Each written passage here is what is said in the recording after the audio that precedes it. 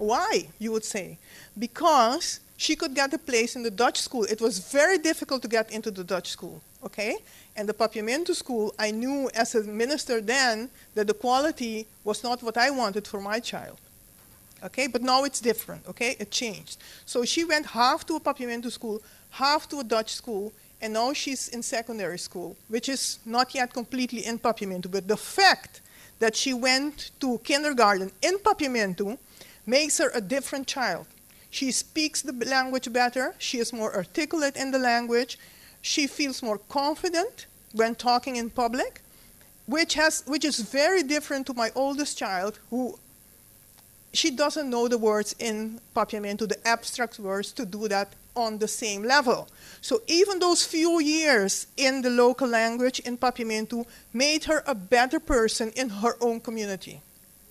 So, and that is what research is telling us all over the place. You have to, I mean, even those few years will make a difference.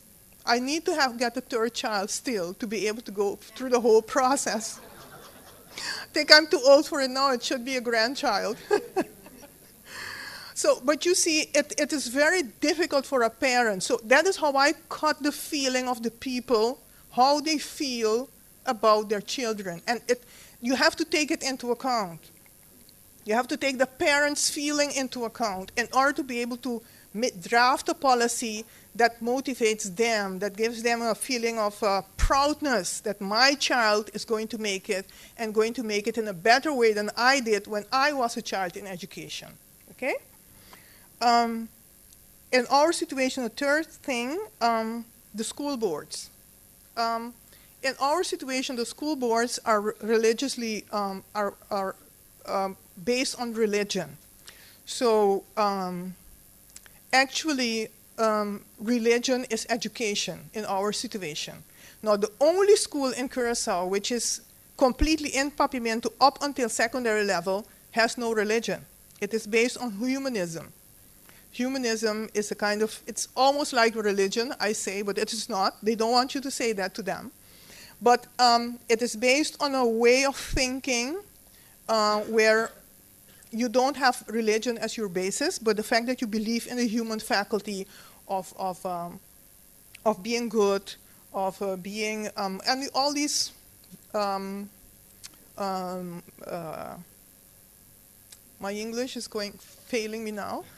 All these values that we consider important in society. So they have a kind of frame of reference that supplants the religious aspect of life, okay? And that school is in Papiamento. So you see it's a strange thing within education, and it is in Papiamento. So it combines the fact that, well, it's not religion, so those people, they're atheists. So that combination in our society, and then we had to change that. I wanted to change that because I'm a Catholic, and I think religion is very important in our way of thinking. And now, actually, what happened is even we went so far. I didn't do that with a minister.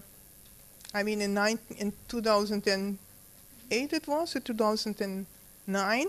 She gave the school boards, the Minister of Education, she gave them the power to be the ones, she gave them the power to be the ones to determine which languages we use in education. This is something quite unheard of.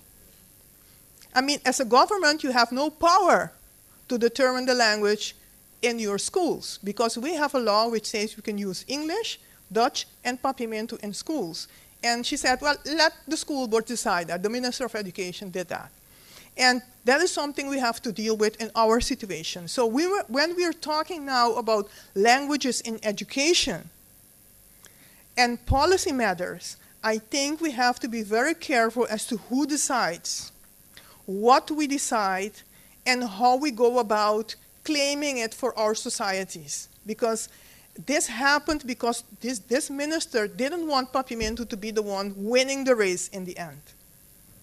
Because she thought that if I do this, all the schools will go back to Dutch. Because we had all Papiamento schools with no Dutch. We had 4 Dutch schools for Dutch people, but all the other schools were in Papiamento. But when this law passed, she thought, well, everybody's going back to Dutch because, you know, the school boards are very non-progressive, I would say. And they would go back to Dutch. But what happened? The schools didn't go back to Dutch. Teachers protested, parents went on the street, so it became a row. And the school board said, well, if you want to do it in Papiamento, you do what you want to do. So it is difficult for a teacher in such a situation to keep on doing what he's doing. We have a different situation now because I'm an advisor to the new government and they think differently. But you can imagine how politics is highly incorporated in language planning. Okay? I have written a policy plan for the former government on education. And when it was written, that government went out of office. The next one came. I wasn't even invited. The next one came, I wasn't invited either. And the third one came and said, well, this is not a prerogative of the island of Curaçao to decide policy planning. It has to be on the level of the Netherlands Antilles, and I do that, and I don't want that. I don't want that policy plan Martha Dijkhoff wrote. So I was kind of sidetracked. Okay, so these things happen. It's like, I mean, somebody asked me a while ago, how can you take that? I mean, they put in your way, bring you in again. I said, well, it's good. When they put me away, I do other things, and then when they take me back, I do other things. That's why I became a human sources development person. I went to study because I had no job in linguistics. I had no job in education. So you see what I mean? It's very, very, the struggle, I mean, the bullets, they get to you sometimes. So you're wounded somewhere in a hospital waiting out better times. So that's what we are confronting in all the Caribbean. I think all of you have gone through this or will go through this. Better times, worse times, and no times at all. So that is why I think it is necessary to keep together. We can motivate each other. We can keep each other on the right track. Because I know colleagues who just went out of the movement because they said, well, let's go join the Dutch. Why would we struggle like this? I want a better salary. I want all the good things they have. So it is good to be together and to have an institute, to have something that keeps us on the right track, that keeps us discussing, thinking about the whole process, and coming up with ideas and visions that help us in our own context. Okay, the next thing, the 2 steps forwards, 1 step backward idea, it also has to do with resources, with money, with materials, with teacher training, which is very, very expensive. I don't know in other countries, but in our system, it is very expensive. 1 week of training is already very, very expensive. You need to have teachers, you need to have the rooms, the food they eat and drink, and the books, anything, all those things. It's very, very costly. And if you want mother tongue education, the exams have to be in the Creole language, which you do not have. CXC does not have materials in the Creole language. I'm not sure, but I don't think so, right? CXC does not have exam materials in the Creole languages. No. So if you want that, because in the end, that's where you get, and we were there, that is what is going to be let's say the impediment to go further. So let me tell you an example in Curaçao. Colegio Erasmo went and did Papiamento in secondary school. Okay, so they needed exams in Papiamento at the end of secondary school on the B level, not on the A level.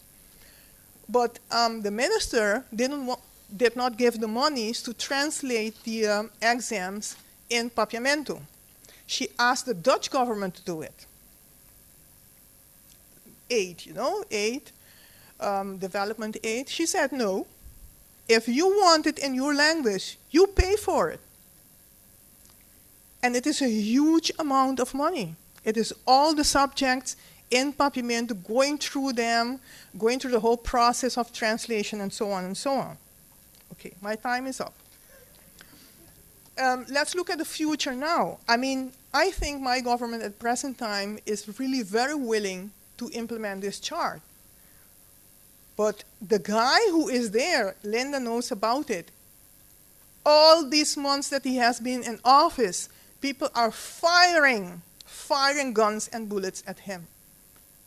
Firing all the time, all the time. We have been doing, I mean, we are working and we want to do something about language and something else pops up because they want to kill him. They don't want him to be there. He is not here today because he is fighting off all these bullets. Okay? So that is one part, and the digital part of teaching, I think it's very important to mention, we have to transcend books. We have to think about one laptop per child. We have to think about the digital world and all these things, all their multimedia, because books are costly. We have to think about whiteboards, blackboards, things like that in order to down the costs and get through to our efforts to establish Caribbean languages in education. Thank you very much.